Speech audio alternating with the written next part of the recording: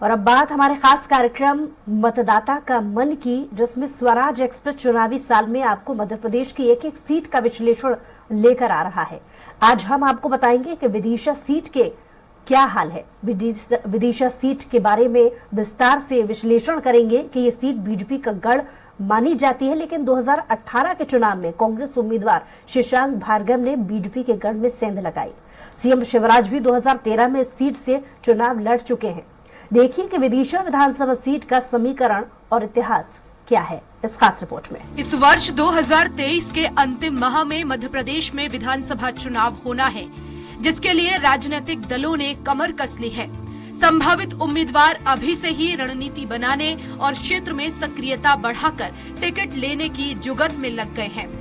वहीं विदिशा विधानसभा में भी स्थानीय नेताओं की सक्रियता से आगामी चुनाव के दिलचस्प और कांटेदार होने का अनुमान लगाया जा रहा है।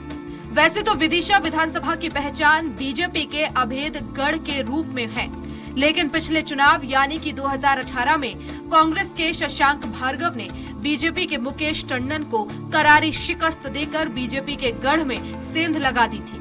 विदिशा विधानसभा की गिनती प्रदेश की हाई प्रोफाइल और बीजेपी की सबसे सुरक्षित सीट में होती है। 2013 में बुधनी के साथ यहां से भी मुख्यमंत्री शिवराज सिंह चौहान स्वयं चुनाव लड़कर विधानसभा पहुंचे थे। हालांकि बाद में उन्होंने ये सीट छोड़ दी।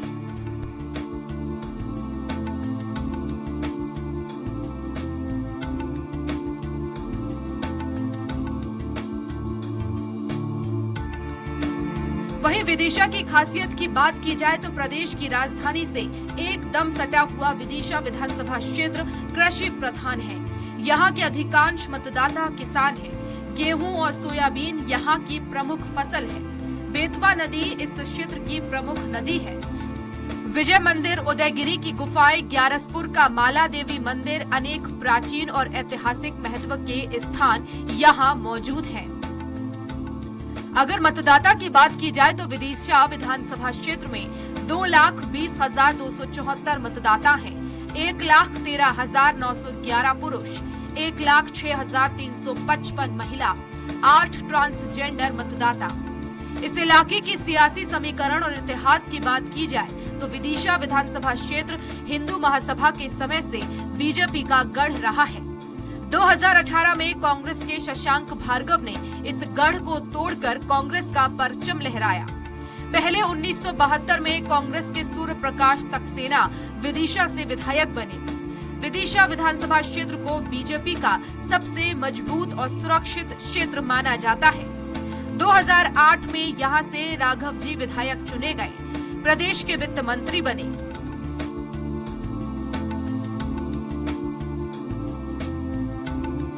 वहीं 2013 में मुख्यमंत्री शिवराज सिंह चौहान बुधनी के साथ विदिशा विधानसभा क्षेत्र से भी चुनाव लड़े। हालांकि बाद में उन्होंने विदिशा से इस्तीफा देकर बुधनी को चुना, जिसके बाद 2014 में लोकसभा चुनाव के साथ विदिशा विधानसभा का भी उपचुनाव हुआ, जिसमें बीजेपी ने सबको चौंकाते हुए कल्याण सिंह ठाकुर को टिकट दिया, जो 1980 से 1998 तक लगातार 4 बार विधायक रहे। मोहर सिंह ठाकुर के छोटे भाई थे। ये चुनाव मुख्यमंत्री के इस्तीफा देने और लोकसभा चुनाव में देश की नेता विपक्ष सुषमा स्वराज के प्रत्याशी होने के कारण हाई प्रोफाइल हो गया था।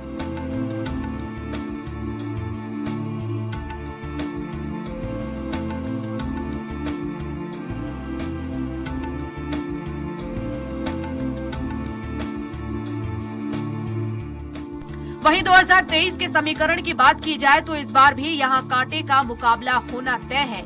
ऐसा माना जा रहा है कि कांग्रेस की ओर से वर्तमान विधायक शशांक भार्गव का टिकट तय है। वहीं बीजेपी से पिछली बार के निकटतम प्रतिद्वंदी पूर्व नगरपालिका अध्यक्ष मुकेश टंडन प्रमुख दावेदार हैं। उन्हें विदिशा में मुख्यमंत्री शिवराज सिंह का सबसे विश्वस्त माना जाता है।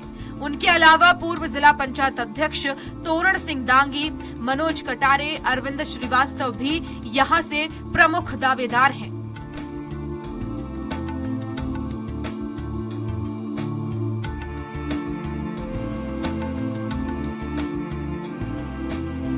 जातीय समीकरण की बात की जाए तो विधानसभा क्रमांक 144 विदिशा विधानसभा क्षेत्र में 2,20,274 मतदाता हैं। अनुसूचित जाति के मतदाताओं की संख्या 20.7% है। अनुसूचित जनजाति की संख्या 3.14% है। अल्पसंख्यक 13.4% है। पिछड़ा वर्ग के मतदाता 44.3% है। स्वर्ण मतदाताओं की संख्या 18.05% है। पिछड़ा वर्ग के मतदाता यहां निर्णायक भूमिका निभाते हैं। राजनीतिक दल यहां से पिछड़ा वर्ग के व्यक्ति को उम्मीदवार बनाने में प्राथमिकता देते हैं। विधानसभा स्थानीय मुद्दे। आंकड़ों में तो विदिशा विधानसभा क्षेत्र को काफी हाई प्रोफाइल माना जाता है, लेकिन शिक्षा, स्वास्थ्य, रोजगार यहाँ के प्रमुख मुद्दे आज भी हैं। बेतवा प्रदूषण, पर्यटन क्षेत्रों की अनदेखी, कृषि आधारित उद्योग धंधों का न होना प्रमुख समस्या है। यहाँ की स्वास्थ्य सेवाएं पूरी तरह दम तोड़ चुकी हैं। नवनिर्मित मेडिकल कॉलेज और जिला अस्पताल रेफर केंद्र बनकर रह गए हैं। किसानों को भी अपनी उपज बेचने के पर्याप्त साधन नहीं है। यहाँ के युवा पढ़ाई और नौकरी के लिए भोपाल समेत देश के बड़े शहरों की ओर बड़ी संख्या में पलायन कर रहे हैं। यहाँ के जीवनदायिनी बेतवा नदी प्रदूषण से दम तोड़ रही है। हालात ये हैं कि प्रदूषण के कारण नदी में मछलियाँ तक नहीं बची हैं। यहाँ अनेक प्राचीन और ऐतिहासिक महत्व के स्थान हैं, लेकिन उनकी ओर ध्यान न देने से, उनका रखरखाव और प्रचार प्रसार न होने से पर्यटक नहीं आते। अगर यहाँ पर्यटक आने लगे तो स्थानीय लोगों को अच्छा रोजगार मिल सकता है। Special desk, Swaraj express. तो मतदाता के मन में आज विदिशा जिले के हाल जानने की कोशिश करेंगे, जिसके लिए कुछ ही देर में हमारे साथ खास मेहमान भी जुड़ेंगे। लेकिन विदिशा वो जिला है जहां विधानसभा क्षेत्र हिंदू महासभा के समय से बीजेपी का ये गढ़ रहा है। 2018 में किला भेदने में कामयाब रही थी कांग्रेस, जिसके बाद से इस सीट पर जो कड़ा मुकाबला है बीजेपी कांग्रेस का, वो और दिलचस्प हो गया है।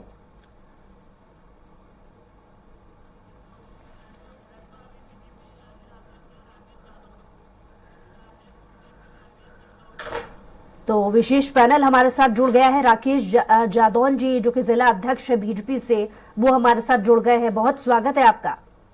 जी नमस्कार, धन्यवाद। जाहिर है कि बीजेपी का ये काफी समय से, काफी लंबे वक्त तक ये अभेद किला रहा है। 2018 में हालांकि कांग्रेस से शशांक जी ने इस पर जीत काबिज की, लेकिन वजह क्या आप मानेंगे? क्योंकि 2023 के भी चुनाव के लिए बीजेपी भी तैयार है, तो इस बार क्या रणनीति? इस बार मध्य प्रदेश, हमारे विदिशा जिले में 5 सीटें भारतीय जनता पार्टी जीतेगी और भारतीय जनता पार्टी अपने हमेशा तैयार रहती है। हमारे संगठन का पूरा काम तैयार है। जब भी चुनाव की घोषणा होगी हम चुनाव लड़ेंगे और भारतीय जनता पार्टी मध्य प्रदेश के मुख्यमंत्री माननीय शिवराज जी के नेतृत्व में मध्य प्रदेश में और विदिशा जिले में 5 सीटें हम जीतेंगे। ठीक है। शशांक भार्गव जी हमारे साथ जुड़ गए हैं, जो कि कांग्रेस से मौजूदा वक्त में विधायक भी हैं वहां से। बहुत स्वागत है आपका शशांक जी। जी नमस्कार। शशांक जी, 2018 में जीत दर्ज की कांग्रेस ने। ये 2018 के लिए भी एक बड़ी चुनौती थी कांग्रेस के लिए, क्योंकि इसके पहले के समय की बात की जाए तो काफी लंबा कार्यकाल बीजेपी ने गुजारा है। विश्वसनीयता पार्टी को किसी भी पार्टी को लेकर के इतने समय में बन जाती है। कौन कौन सी ऐसी चीजें थी जिसके चलते कांग्रेस ने 2018 में चुनाव में जीत हासिल की? 2023 के लिए कैसी रणनीति देखते हैं आप? वो अब 2023 में तो जनता मन बना चुकी है कि भाजपा की सरकार को बाहर निकालना। अभी हमारे माननीय अध्यक्ष जी कह रहे थे, मैं उनकी बात का समर्थन करता हूं कि उन्होंने संगठन को तैयार कर रखा है, लेकिन शिवराज जी खुद ही कह चुके हैं कि मैं रहूं ना रहूं, मैं बहनों का याद रखूंगा। 5 सीटें भारतीय जनता पार्टी से इस बार हम छीनेंगे। पिछली बार 1 छीनी थी और अब के 4 और छीनेंगे, क्योंकि जनता मन बना चुकी। संगठन से कुछ नहीं होगा। अब जनता की बात चलेगी और जनता ने निर्णय कर लिया है कि भारतीय जनता पार्टी को बाहर निकालना है। मुद्दे बहुत सारे हैं, वही मुद्दों पर ही आ रही थी, करेंगे आप। क्योंकि शशांक जी काफी लंबा समय बीजेपी ने गुजारा, उसके बाद 2018 में जो जीत दर्ज हुई है, मुद्दों का जिक्र आप करने वाले थे, इसलिए पहले ही मैंने ये सवाल किया कि ऐसे कौन से मुद्दे थे जो 2018 में हावी हो गए? देखो, आप 2018 के पहले हमारे माननीय मुख्यमंत्री जी विदिशा से ही आते हैं और विदिशा में ही उनका कार्य क्षेत्र है। और विदिशा में जिन लोगों को वो संरक्षण देते हैं उनकी कृपा पूरी बनी हुई है विदिशा की जनता पे। अब चाहे कृपा करने वाला लड़े या जो कृपा का दुरुपयोग कर रहा है वो लड़े, हार उनकी तय है। ठीक है, चाहे मुख्यमंत्री लड़े या उनके लोग लड़े, इसलिए विदिशा से उनकी हार तय है और जनता इस बात का मन बना चुकी।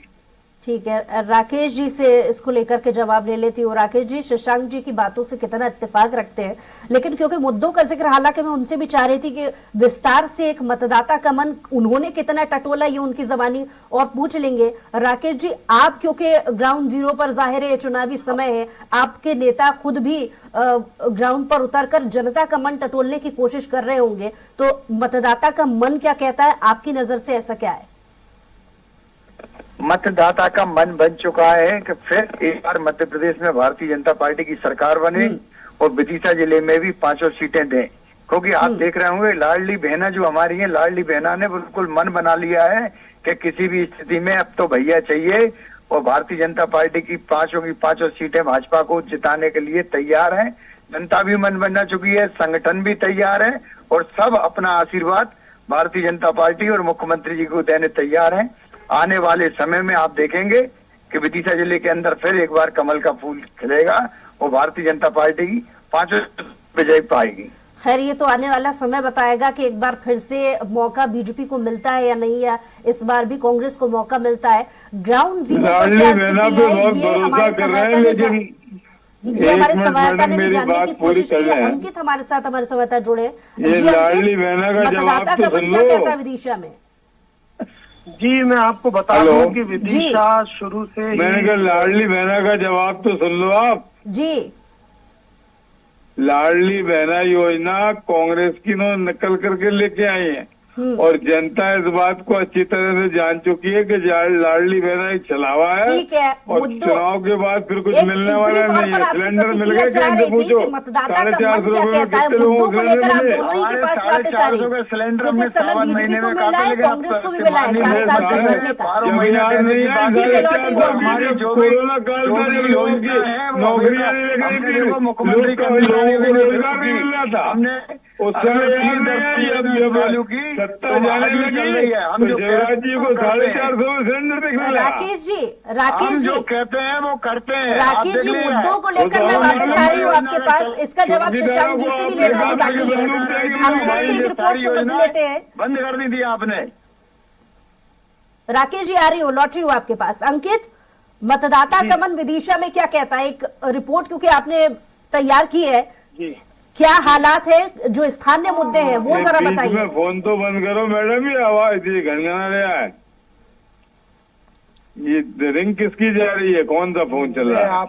मैं आपको ये बता दूं कि विदिशा शुरू से ही बीजेपी का गढ़ माना जाता है, लेकिन मतदाता का मन मतगणना के दिन से पहले तक कोई भी नहीं समझ सकता है। यहाँ पर दोनों पार्टियों का बराबर अपनी ताकत पूरी झोंक रही है चुनाव को जीतने के लिए। मतदाता भी कुछ मामलों में मतदाता बीजेपी को सपोर्ट करता है, कुछ मुद्दों पे मतदाता कांग्रेस को सपोर्ट करता है। मिला जुला यहाँ पर मतदाता का पूरा निर्णय निकल के अभी तक जो हमने पड़ताल करी है उसमें सामने आ रहा है। जी ठीक है, शशांक जी आपसे मेरा सवाल। जी शशांक जी, कांग्रेस रिंग बज रही है मैडम, इसे तो बंद करो बीच में। ठीक है, मैं अपनी टेक्निकल टीम से कहती हूँ कि वो जो भी त्रुटियां हैं, जो खामियां हैं वो ठीक हो। शशांक जी, आपसे मेरा सवाल, आपको मेरी आवाज ठीक तरीके से आ रही है? हाँ, आ रही है जी। शशांक जी, क्योंकि मुद्दों को लेकर के मेरा सवाल पहले भी आपसे था, 5 साल का समय आपकी सरकार को भी मिला है, आप मौजूदा वक्त में वहां से विधायक हैं, जो 5 साल मुख्य मुद्दे हैं शिक्षा, स्वास्थ्य, रोजगार, ये प्रमुख मुद्दे आज भी हैं वहां पर। 5 साल का समय तो आपको भी मिला, आखिर क्यों? 5 साल का नहीं मिला मैडम, 15 महीने का मिला, जिसमें से 3 महीने आचार संहिता में लोकसभा चुनाव की चली गई। 1 डेढ़ महीने ये बंदर बांट करते रहे, खरीद फरोख्त करते रहे, उसमें चला गया जुमला कुल मिला के 11 महीने का समय का माननीय कमलनाथ जी को मिला, और उसमें जो हमने पहले वचन दिए थे उनको पूरा किया। इनसे पूछो कि 25-26 हजार से बढ़ाकर 51,000 रुपए किसने किए लाडली बच्चियों के। इनसे पूछो पेंशन बढ़ाकर 300 से 600 किसने की। इनसे पूछो कि 100 रुपए में 100 यूनिट बिजली किसने दी। इनसे पूछो कि 1000 गौशालाएं पहले किसने बनाई हो। आज गौशाला की क्या हालत है। हजारों गौ माताएं आज काल के काल में समा रही हैं। तो ये तमाम बातें जो पहले हम लेके आए थे वो की हमने। ऋण माफी की बात थी तो 27 लाख किसानों का ऋण भी माफ किया। और ये तो सिर्फ ढकोसलेबाजी की सरकार है इनकी, खरीद फरोख्त की सरकार ये है। तो आपने प्रदेश के सरकारी मुद्दे बताए। एक नकल भर की है इससे पहले जो मैंने सवाल था वो 500 जिला रुपए में स्तर पर हमने पूछा था कि सिलेंडर आपने देना शुरू बतौर किया, विधायक आपने कितनी पहल 450 की। रुपए आ खैर, गए। ठीक है, क्योंकि सवाल आपका है, जवाब ले लेते राकेश जी से। राकेश जी, अराजकता इस तरह है यहाँ पे कि जिसकी कोई सीमा नहीं है। हालात ये है कि अगर आप कमल का फूल लगा के थाने पहुंच जाओ तो 302 कर दो, 307 सब खून माफ है। भाई जिला स्तर पर तो सीट आपको ही निकालनी है, तो जनता के बीच जाकर आपकी कितनी पैठ है, कितनी पकड़ है, जनता आपको कितना पसंद कर रही है, इसलिए ये सवाल आपसे पूछा था शशांक जी। खैर राकेश जी, बीजेपी में अब भी असमंजस की स्थिति क्यों? जनता तो हमें इसलिए पसंद कर रही है कि जो हमने कहा वो किया, और इनको इसलिए नकार रही है कि पिछले 18 साल में इन्होंने कुछ नहीं किया। जन आशीर्वाद यात्रा करके सरकारी कर्मचारियों के भरोसे विधवा विलाप करते घूम रहे पूरे मध्य प्रदेश में।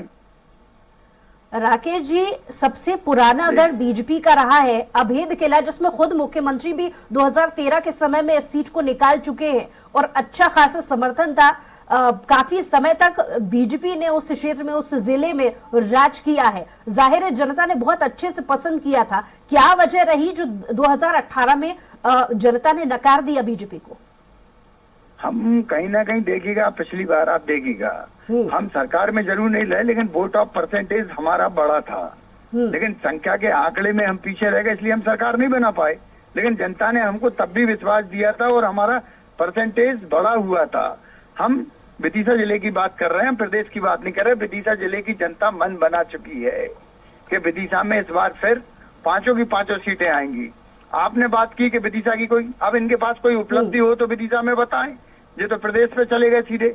मैं विदिशा जिले का हूं तो मैं विदिशा जिले की ही बात करूंगा। विदिशा जिले में हमारी जितनी योजनाएं चल रही हैं उन सारी योजनाओं का लाभ विदिशा की जनता को मिल रहा है, और विदिशा की जनता ने इस बार मन बना लिया है कि इस बार भारी वोटों के साथ, मतों के साथ विदिशा सहित 5 सीटें हम भाजपा को जिताकर देंगे और फिर एक बार मध्य प्रदेश में भारतीय जनता पार्टी की सरकार बनेगी। अपनी उपलब्धि तो गिरा दो। 5 साल में विदिशा विधानसभा में कितनी रोड डाली और 50% से ज्यादा कमीशन खाया। हमारी वो मुख्यमंत्री जी की डेयरी में चोरी हुई, आज तक पकड़ नहीं पाए।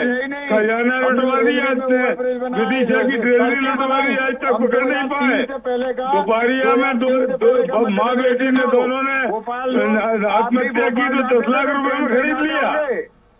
आप भी यही उपलब्धियां कि सड़कें नहीं थी, लाइट थी नहीं, बिजली थी नहीं। ये तो जब से भारतीय जनता पार्टी की सरकार आई है। राकेश जी, 2003 की बातें कर रहे हो, आंकड़े लगाओ। डॉक्टर मनमोहन सिंह ने कितना पैसा दिया तुम्हें, जिसकी वजह से सड़कें भ्रष्टाचार करके सड़कें बनवाई।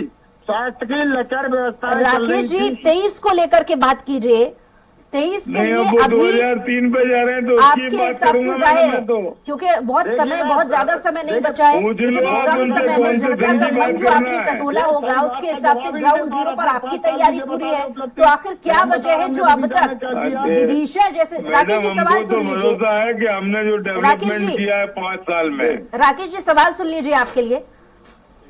विदिशा वो जिला है जहां खुद इसके पहले मुख्यमंत्री 2013 में चुनाव लड़ चुके हैं, जीत भी दर्ज की है, अभेद किला भी माना जाता है। जब इतनी सारी खासियतें हैं बीजेपी के लिए, तो ग्राउंड पर पूरी तैयारी हो चुकी होगी। जनता के मन में क्या चल रहा है इसको भी भाप लिया होगा। क्या वजह है जो अब तक बीजेपी अपना प्रत्याशी को लेकर के मंथन अब भी कर रही है? देखिएगा, जनता का तो मन बन चुका है कि भारतीय जनता पार्टी को जिताना है, और भारतीय जनता पार्टी, हमने तो फिर भी मध्य प्रदेश में सबसे ज्यादा हमारी सूची जारी कर दी। कांग्रेस तो अभी तक अपना एक भी प्रत्याशी जारी नहीं कर। हमारा अपना पार्टी का एक सिस्टम है। जब हमारी एक बीजेपी के लिए अभेद प्रोसेस गिला है है, तो क्यों इतना समय लग रहा है? पैराशूट से गिरा रहे हैं, हैं? ऊपर से गिरा रहे हैं कैंडिडेट।